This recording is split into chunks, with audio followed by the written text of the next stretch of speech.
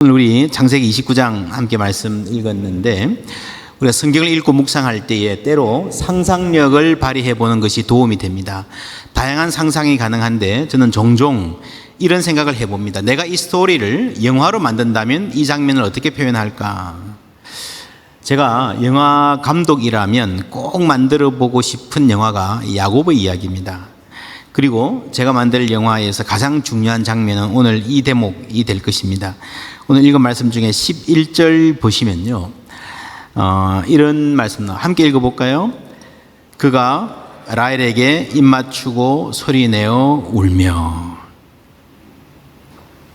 여러분, 이 장면이 머릿속에 그려지십니까? 상황이 어느 땅의 우물가입니다. 낯선 남자가 다가와서 처음 보는 여자를 붙잡고 입을 맞추고 울더라. 여러분, 아주 생소한 장면 아닌가? 이해하기 쉽지 않은 장면입니다. 이 울음의 의미가 무엇일까? 지금까지 광야길 고생해서 왔으니까, 이제 여삼촌 집 만났으니까 살았다, 다행이다, 그래서 울었을까요? 근데 이 원어를 보면요, 소리내어 통곡했다 그랬습니다.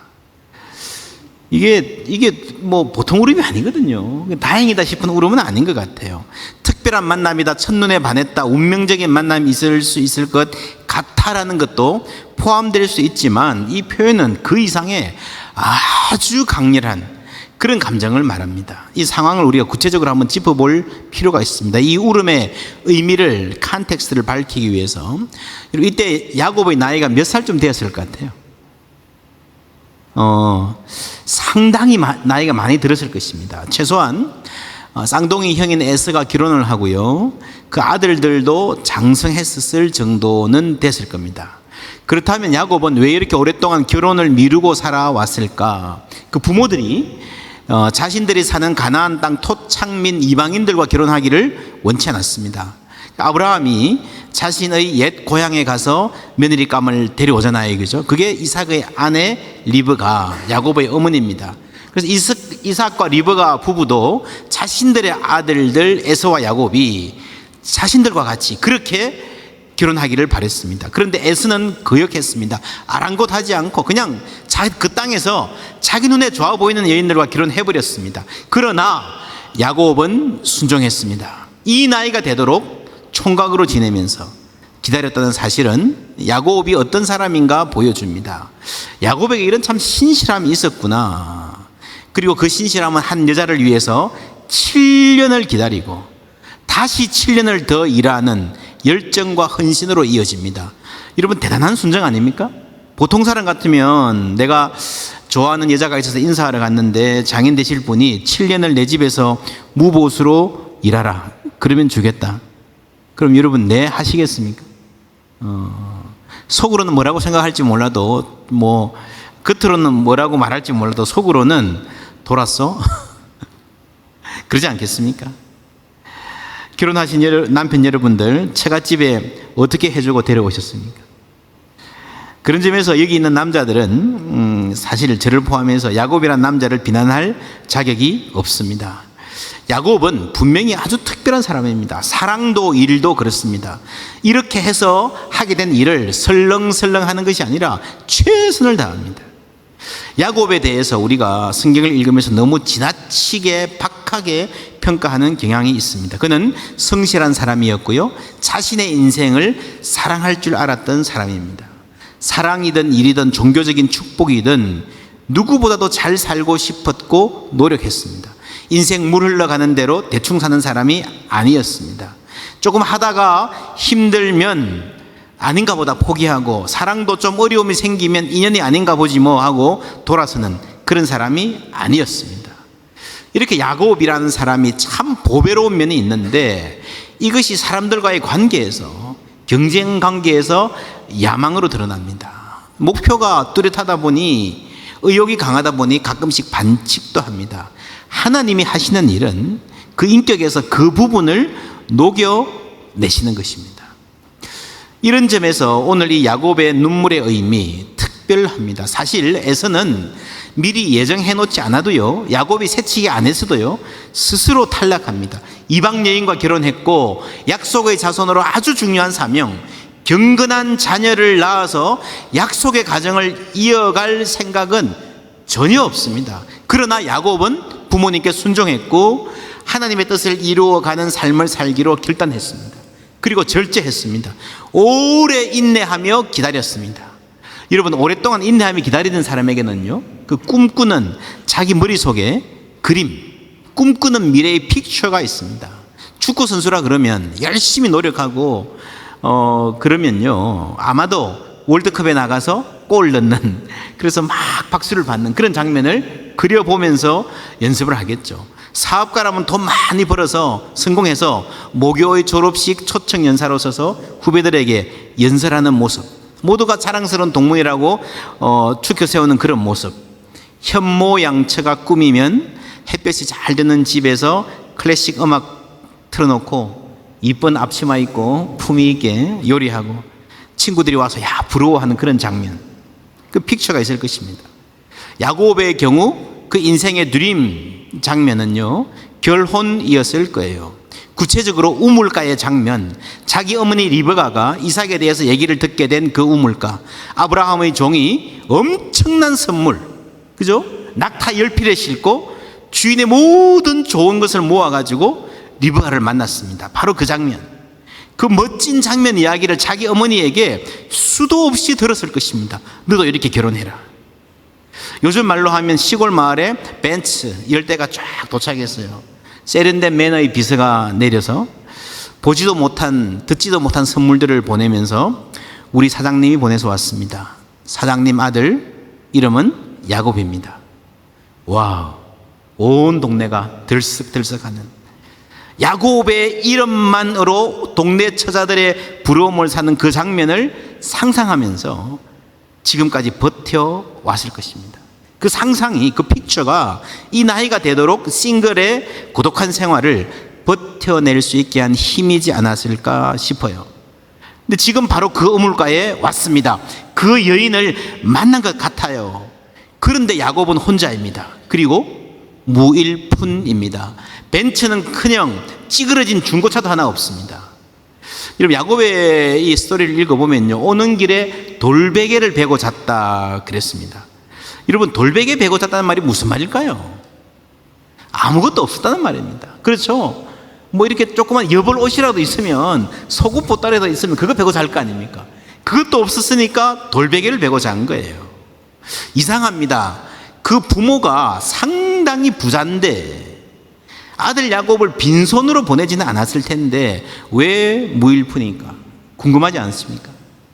이런 의문을 가진 사람이 옛날에도 있었습니다. 옛날 유대인들이 남긴 이야기에 의하면요, 이런 내용이 나옵니다. 야곱이 도망가자 에서가 자기 아들을 보냅니다. 자객으로 가서 잡아서 죽이라. 그래서 그 아들이 야곱을 따라잡습니다. 붙잡고 막상 죽이려고 칼을 댔는데요, 이게 잘 안 돼요. 그래도 삼촌이잖아요. 약간 망설이는데 그 틈을 타서 야곱이 말합니다. 내가 가진 모든 소유를 다 빼앗아 가라. 가진 것 하나 없는 가난뱅이 남자는 죽은 것이나 마찬가지 아니냐. 그래서 그 조카가 그랬다는 거예요. 물론 이 이야기는 성경에 나오는 게 아니고 상상입니다. 그러나 야곱이 이 우물가에 무일푼으로 도착했다는 것은 분명합니다. 평생을 그리던 그 순간 그 여인을 그 장소에서 만났는데 어머니가 너무 많이 얘기를 해가지고요, 직접 본 것으로 착각이 들 정도인 그 우물가까지 왔는데 나는 실패자입니다. 나는 무능력자입니다. 울지 않을 수 있겠습니까? 지금까지 내 인생이 조금씩 어긋나고 조금씩 삐걱거렸는데 이 순간은 완전히 걸렸구나, 내 인생 완전히 망쳤구나, 내가 실패자인 게 확인되는 순간입니다. 이건 아니야, 이건 아니야. 여러분, 사랑하는 사람이 생기면요, 잘 보이고 싶고 잘 해주고 싶은 사람이 생기면 자신의 초라한 모습에 대한 절망은 더 깊어지는 법입니다. 야곱의 눈물, 그 통곡, 이런 맥락에서 이해할 수 있을 것입니다. 이후로도 오랫동안 야곱은 무능력자로 살아갑니다. 어떻게 결혼은 했어요. 그런데 여러분, 결혼은 사랑의 완성이 아니라 시작입니다. 아십니까? 부부가 사랑만으로 살 수 있습니까? 그렇다고 생각한다면 그건 여러분이 순수해서가 아니라 드라마를 너무 많이 봐서 그렇습니다. 인생은, 현실은 로맨틱 드라마와 다릅니다. 밥도 먹어야 되고요, 비를 피할 집도 있어야 됩니다.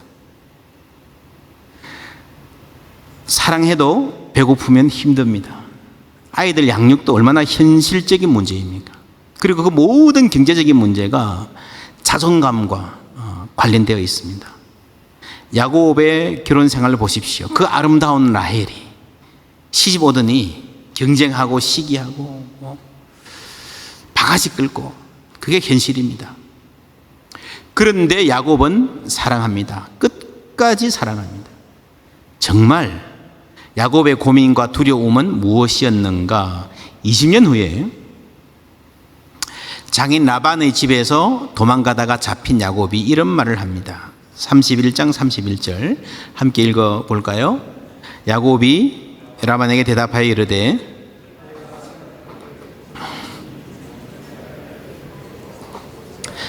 하여 두려워하였음이니이다. 여러분, 할아버지 아브라함, 아버지 이삭도 그랬어요. 내 아내를 누군가에게, 힘센 사람에게 뺏길 수도 있겠다는 생각, 두려웠어요. 그래서 막 누이라고 속이는 비겁함을 보였습니다. 두려움도 유전인가요? 사실 결혼 제도가 법으로 보호받는 현대인은 이해하기 힘든 대목입니다. 여러분, 인간의 역사는요, 힘의 역사입니다. 인류 사회 대부분이 그랬습니다. 짐승들의 사회, 수컷이 힘이 없으면 자신의 암컷을 빼앗기는 사회, 야만적인 사회, 인간이 크게 다르지 않았습니다. 남자로서 무력함, 비겁함, 두려움, 열등감, 그 바닥이 다 드러나는 거예요. 그래서 사실 이런 두려움과 열등감은요, 모든 남자들이 물려받은 유전, 오늘까지 모든 남자들을 짓누르는 무거운 짐인지도 모릅니다. 프로이드가 그런 말 했습니다. 그새 공포. 남자들은 아이 때부터 자신의 성기가 제거될 것 같은 두려움을 안고 살아간다는 거예요.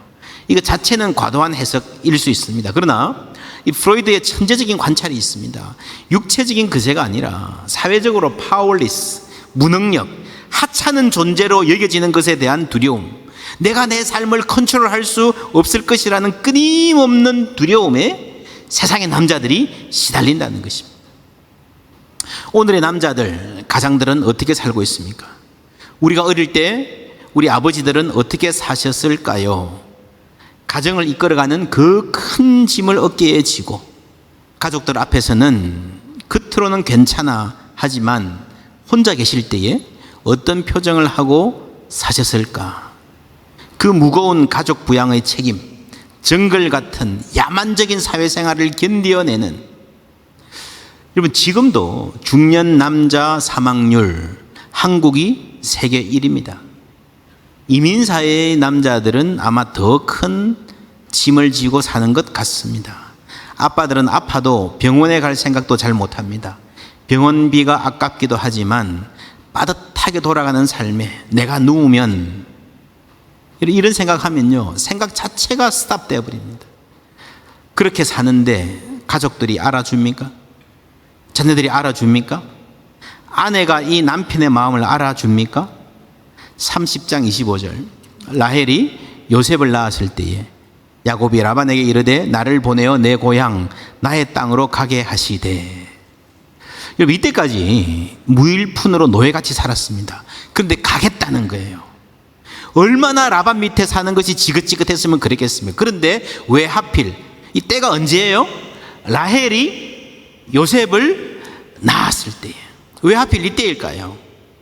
라헬이 안 따라가겠다고 할까봐입니다.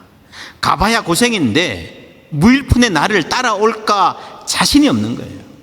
그래서 라헬이 자기 아들을 낳을 때까지 기다린 겁니다. 왜냐하면 아들에 대한 권리는 아버지에게 있으니까 이제 가겠다고 한 거예요. 그러면 따라오겠지. 이때까지 기다린 거예요. 이때 못 갑니다. 나중에 야밤 도주를 결행합니다. 이때에 라헬이 아버지의 우상 누라빔을 도둑질합니다. 왜 했을까요? 그냥 장난삼아 그냥 뭐 비싸 보이니까 했을까요? 아닙니다. 라반이 따라잡아서 야곱 일가를 샅샅이 수색합니다. 왜 가져갔니? 아닙니다. 그러잖아요. 그때 라헬이 그것을 깔고 앉아 있습니다. 아버지가 들어오니까 죄송합니다. 제가 생리 중인이어서 못 일어납니다. 그렇게 말합니다. 여러분, 이 말을 현대인들은 잘 이해를 못합니다. 이때는 옷도 허술하게 대충 입었고요. 이 생리혈을 위생적으로 처리할 수 있는 방법이 없었기 때문에 생리하는 여자가 막 다니면 아주 곤란한 상황이 발생합니다. 그래서 생리 때면 여자들은 그냥 집에 앉아 있는 경우가 많았다고 합니다. 이렇게 수색할 때에 야곱이 그런 말을 해요. 누구든지 진짜로 그걸 훔친 사람이 있으면 죽이십시오. 여러분, 이게 그만큼 심각한 문제라는 겁니다. 이 두라빔을 훔치는 게 목숨을 걸어야 할 만한, 딸이라도 죽일 만한 그런 상황이라는 거죠. 근데 그걸 왜 라헬이 가져왔을까요? 목숨을 걸고. 야곱을 못 믿겠다는 겁니다. 내가 보기에는 우리 아버지 라반이 훨씬 더 강하다는 거예요. 그러니까 야곱이 섬기는 신보다 아버지의 신이 더 힘이 센 게 아닌가. 라헬 나름대로 집안을 챙기는 거예요. 자기 계산으로 집안을 위하는 겁니다. 야곱, 여러분, 야곱의 입장에서는요, 내가 시원찮으니까 내가 섬기는 하나님도 시원찮게 보는 거예요. 내가 무능력하니까 나의 가족, 나의 직장, 나와 관련된 모든 것이 다 무시당하는 거예요. 누구에게요? 아내에게. 가장 사랑하는 사람에게. 내가 당신을 사랑은 하는데 못 믿겠다. 당신 사는 것 보니까, 지금까지 한 것 보니까 앞으로도 뻔하다. 남편이니까, 자식도 있으니까 따라가기는 가겠지만 몸은 따라가는데 마음은 안 따라가는 거예요. 남자는 우리 아버지 같은 남자가 진짜지, 당신은 아니야. 그거예요. 이게 무력입니다. 남자의 무력함입니다. 야곱을 약자로 만드는 것이 무엇입니까? 라반의 파워, 라반의 돈? 아닙니다. 돈 자체가 아닙니다. 여러분, 돈 자체가 우리에게 파워가 아니에요. 여러분, 모든 부자들 앞에서 다 약자입니까? 아니죠. 너 부자냐? 나도 밥 먹고 살아. 그러면 됩니다. 우리가 돈 앞에서 약자가 되는 것은요, 어떤 관계로 얽혀 있기 때문입니다. 야곱과 라반이 어떤 관계인지를 말해주는 핵심적인 단어는 품삯. 이 야곱과 라반의 관계를 쭉 스토리를 읽어보면요, 품삯이란 말이 계속해서 나옵니다. 야곱이 그런 말을 합니다. 장인께서 내 몫을, 내 품삯을 10번이나 바꾸셨다. 여러분, 우리 인간의 대부분의 관계는요, 이 경제적인 관계가 주장을 합니다. 뭐 의리라는 말도 하고 정의라는 말도 하지만 대부분의 사람들에게서는 이 몫이, 내 몫이 뭐냐가 먼저예요. 라반이 그 품삯을 지고 흔드는 거예요. 이런 몇 해 전에 한국에서 미생이라는 드라마 했습니다. 보셨습니까? 미생. 아주 이렇게 인기 끌었던, 직장 생활의 애환을 잘 그렸던 그 만화였고요.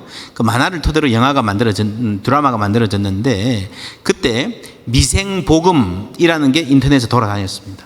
보셨습니까? 예. 한번 들어보시겠습니까? 미생복음 1장 1절. 내가 내게 월급 주시는 자 안에서 모든 것을 할 수 있느니라. 예. 이게 품삯이죠, 품삯. 돈 때문에. 믿음의 조상 아브라함도 같은 고민을 한 적이 있습니다. 극도의 디프레션에 빠졌을 때에 하나님이 이런 말씀하셨습니다. 함께 읽어볼까요? 이후에 여호와의 말씀이 환상 중에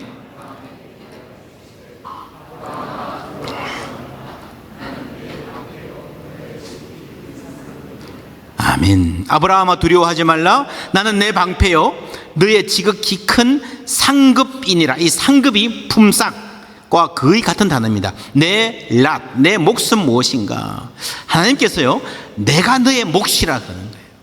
내가 가질 것이 뭐냐? 하나님 자신이 나의 몫이라는 거예요. 나의 영원하신 기업, 생명보다 귀하다. 할렐루야. 하나님 우리의 기업이라는 겁니다. 여러분, 그래서 내 몫을 라반이 주는 것 같지만 하나님이시라는 거죠. 라반에게 달린 것 같지만 하나님께 달린 거라는 겁니다. 그래서 야곱의 인생의 모든 고생, 이 모든 과정은요, 그것을 알고 고백하는 과정입니다. 세번역에 이런 31장 이런 대목이 나옵니다. 제가 읽어보겠습니다. 저는 장인어른의 집에서 20해를 한결같이 이렇게 살았습니다. 두 따님을 저의 처로 삼느라고 10년 하고도 4년을 장인어른의 일을 해드렸고, 지난 6해 동안은 장인어른의 양떼를 돌보았습니다. 20년을 섬긴 겁니다. 그러나 장인어른께서는 저에게 주셔야 할 품삯을 10번이나 바꿔 치셨습니다. 내 조상의 하나님, 곧 아브라함을 보살펴 주신 하나님이시며 이삭을 지켜주신 두려운 분께서 저와 함께 계시지 않으셨으면 장인께서는 저를 틀림없이 빈손으로 돌려보내셨을 것입니다. 그러나 하나님은 제가 겪은 고난과 제가 한 수고를 몸소 살피시고 어젯밤에 장인어른을 꾸짖으셨습니다. 그래서 라반이 할 수 없이 하나님이 나타나시니까 야곱에게 그 몫을 지불한 거예요. 여러분, 우리가 겪은 고난과 그 수고를 누가 살피셨다고요? 하나님이 친히 살피셨다는 겁니다. 우리가 살아가는 이 모습, 우리의 열정, 우리의 헌신, 누가 살피십니까? 세상이 아니고요, 라반이 아니고요, 어떤 사람이 아니고 하나님이신 줄 믿습니다. 그래서 우리의 몫은, 우리의 기업은 하나님입니다. 우리의 인생 하나님께 달려있는 줄 믿습니다.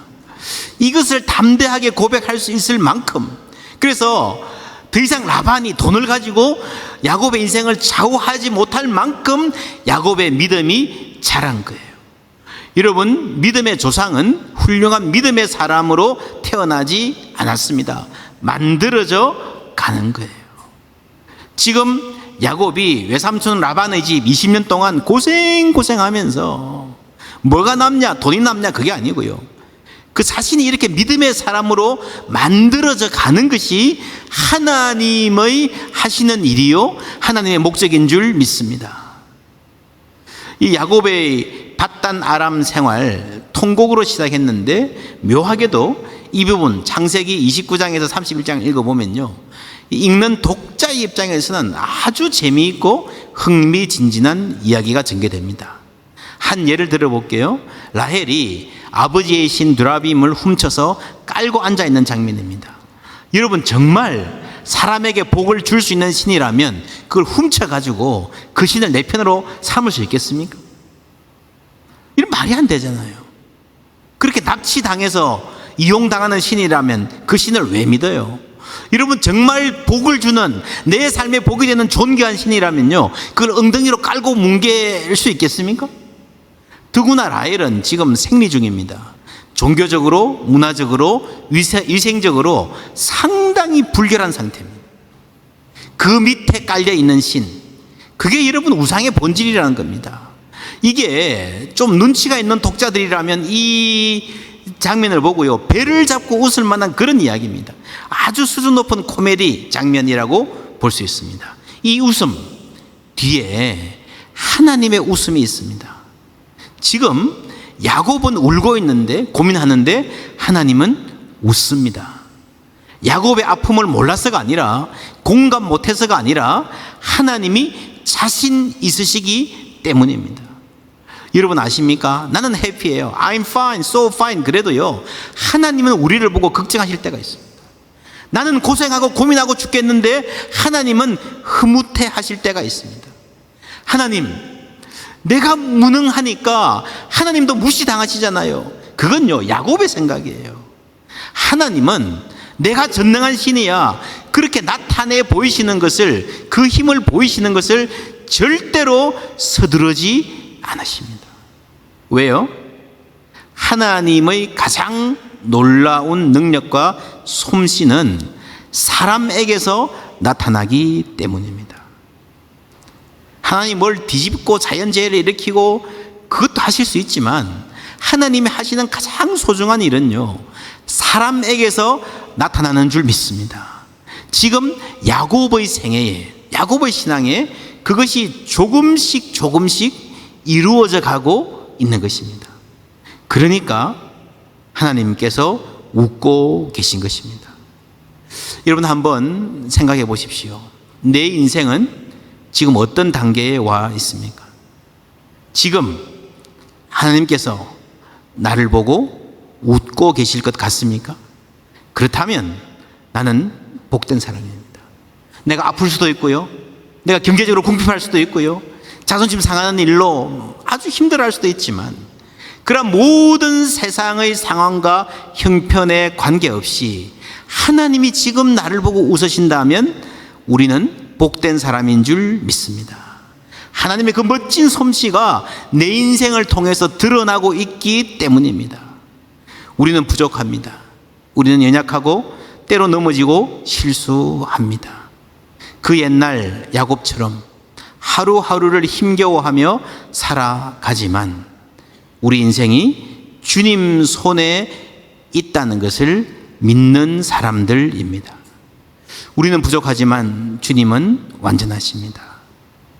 그래서 아직 많이 부족하지만 그래도 주님 뜻대로 살려고 애쓰는 우리, 그러면서 조금씩 조금씩 주님 닮아가는 우리를 보고 빙그레 미소 지으시는 멋진 하나님, 그 하나님의 여유, 그 영광을 보는 눈을 가진 우리 모두 되기를 예수님의 이름으로 축복합니다.